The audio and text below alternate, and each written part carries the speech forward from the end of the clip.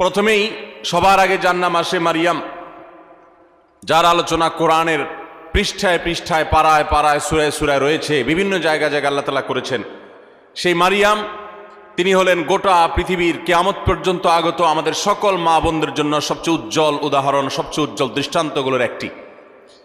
কোরআনে মারিয়ামের পাশাপাশি আমাদের মা, মুমিনদের মা উম্মুল মুমিনিন নবীপত্নী আয়েশা রাদিয়াল্লাহু তাআলা আনহা, তার সম্পর্কে সূরা নূরে কয়েকটি আয়াতে আল্লাহ রাব্বুল আলামিন আলোকপাত করেছেন।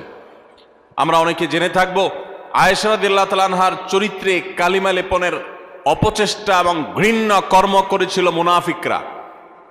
আল্লাহ রাব্বুল আলামিন তার পুততা, পবিত্রতা, তার সতীত্ব এবং তার ব্যাপারে যে মিথ্যা অপবাদ দেওয়া হয়েছে, সেই মিথ্যা অপবাদ এবং ষড়যন্ত্র সম্পর্কে কোরআনে কারিমে অনেকগুলো আয়াত নাজিল করেছেন।